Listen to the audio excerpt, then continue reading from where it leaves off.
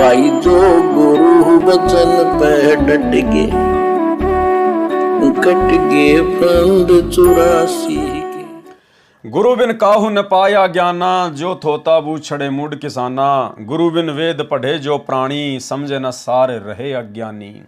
आज हम प्राणियों ने सतगुरु रामपाल जी परमेश्वर जी को अपना सतगुरु धारण किया, उसके बाद हमें इन शास्त्रों का ज्ञान समझ में आया है। अन्यथा इससे पहले हम ग्रंथ भी पढ़ा करते थे, अपने आप को विद्वान भी समझा करते थे।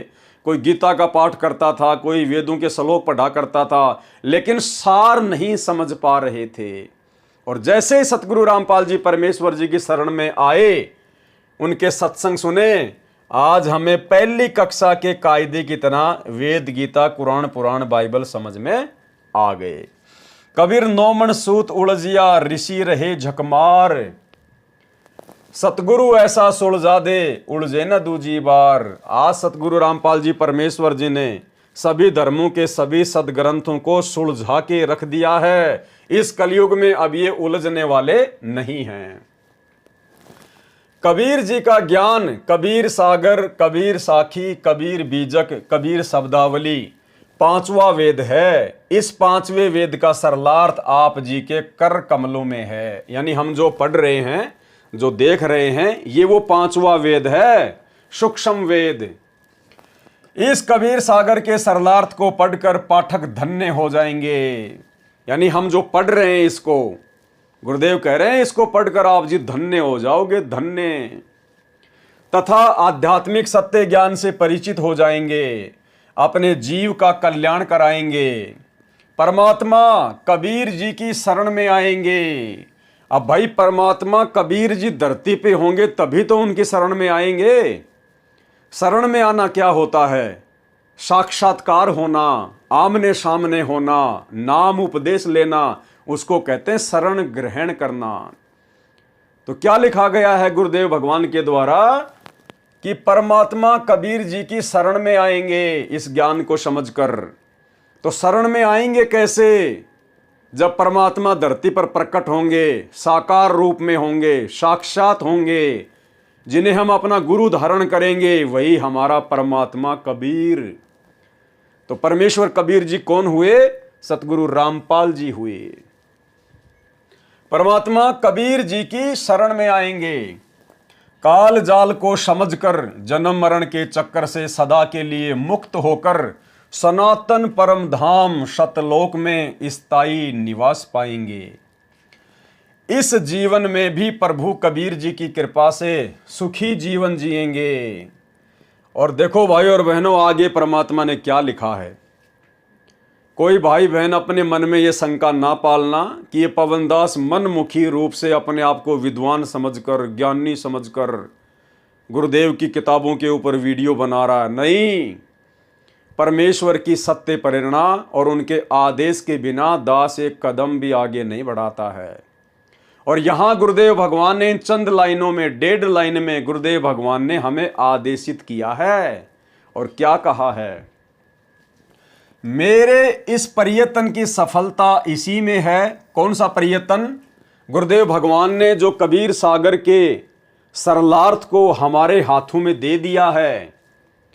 1800 पेज के कबीर सागर को मात्र 650 पेज के कबीर सागर के सरलार्थ में जो कन्वर्ट कर दिया है, जो एक पुस्तक हमें बना के दे दी है गुरुदेव ने। गुरुदेव कह रहे मेरे इस प्रयत्न की सफलता इसी में है कि बुद्धिमान सज्जन पुरुष इसे पढ़े और अन्य भ्रमित समाज को इस ग्रंथ के ज्ञान को समझाए।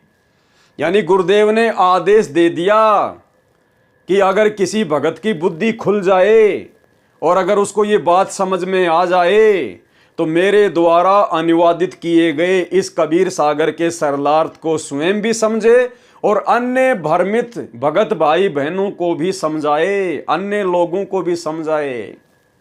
तो गुरुदेव भगवान के आशीर्वाद से आप और हमने जितनी बुद्धि गुरुदेव भगवान ने बख्शी है, उस आधार से इसको समझा है।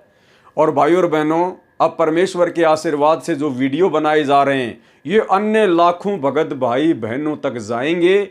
वो भी इसको पढ़ेंगे, देखेंगे, परमात्मा उसको भी सद्बुद्धि देगा और अपनी शरण में आने की सत प्रेरणा भी करेंगे। तो यहां पर दास कोई अपनी तरफ से मनमुखी होकर ये वीडियो नहीं बनाता है, मैं तो गुरुदेव भगवान के इस आदेश की पालना कर रहा हूं। मेरे इस प्रयत्न की सफलता इसी में है कि बुद्धिमान सज्जन पुरुष इसे पढ़े और अन्य भ्रमित समाज को इस ग्रंथ के ज्ञान को समझाए। परमेश्वर कबीर जी की शरण में लगाए तथा एक जीव को गलत भक्ति से हटाकर सत्य पुरुष की सत्य भक्ति पर लगाकर 1 करोड़ गायों को कसाई से छुड़वाने के समान पुण्य प्राप्त करेंगे। इतना पुण्य बताया गुरुदेव भगवान ने। एक आत्मा को यदि सतगुरु की शरण में लाके छोड़ दिया जाए तो कितना पुण्य मिलता है, जैसे 1 करोड़ गायों को कसाई से छुड़वाने के समान पुण्य।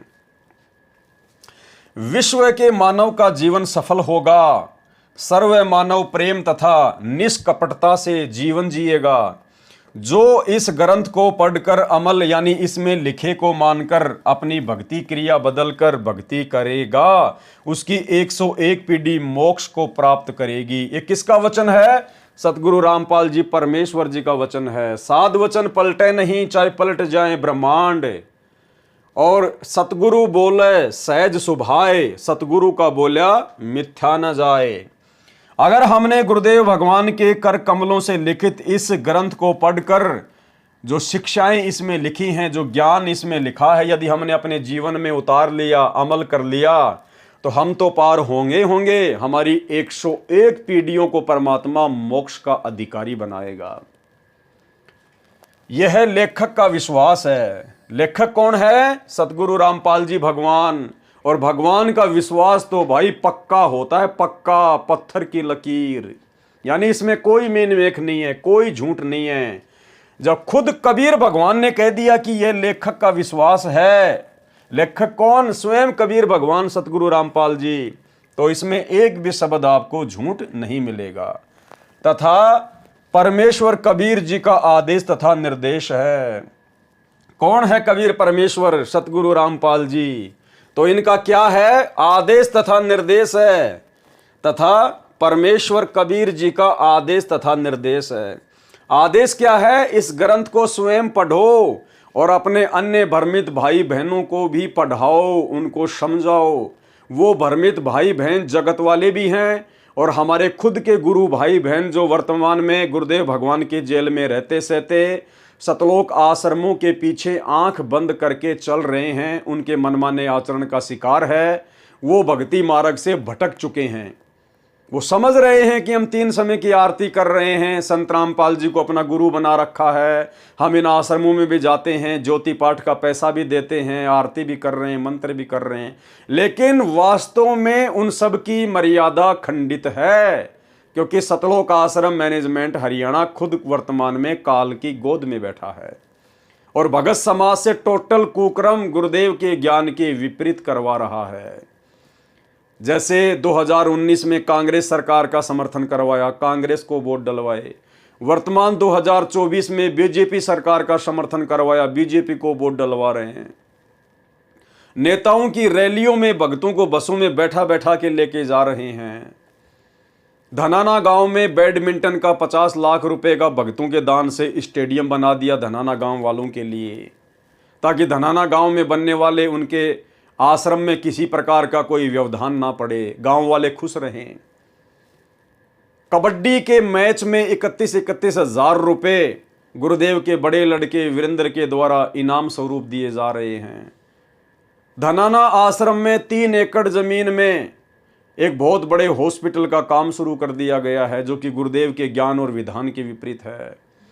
भगत समाज से देह दान करवाना, रक्तदान करवाना, गुंडों की सीबीआई जांच करवाना, जैसे सन 2018 में पुलिस एनकाउंटर में मारे गए राजस्थान के गैंगस्टर आनंदपाल सिंह की सीबीआई जांच का समर्थन भक्तों को राजपूत करनी सेना की अजमेर की रैली में बैठाकर करवा दिया गया। 5 लाख रुपए भक्तों के दान का राजपूत करनी सेना को सतलोक आश्रम मैनेजमेंट हरियाणा के द्वारा दिया गया। हरियाणा के जाट आरक्षण में संत रामपाल जी के भक्तों को बैठा दिया गया। करोड़ों रुपया चंदे के रूप में जाट आरक्षण संघर्ष समिति को यशपाल मलिक को संत रामपाल जी के भक्तों के दान का दिया गया। तो तमाम प्रकार की मर्यादा संगत की तुड़वाई गई है और वर्तमान में भी तुड़वाई जा रही है। इसलिए हमारे खुद के 90% गुरु बहन भाई वर्तमान में भक्ति मार्ग से भटके हुए हैं, उनकी मर्यादा सुरक्षित नहीं है। तो उन भाई बहनों से भी हम प्रार्थना करेंगे कि परमेश्वर के द्वारा जो अनमोल ग्रंथ हमें अपने कर कमल से लिख के दिया गया है, आप जी भी इन वीडियो के माध्यम से इसको समझने का प्रयास करें।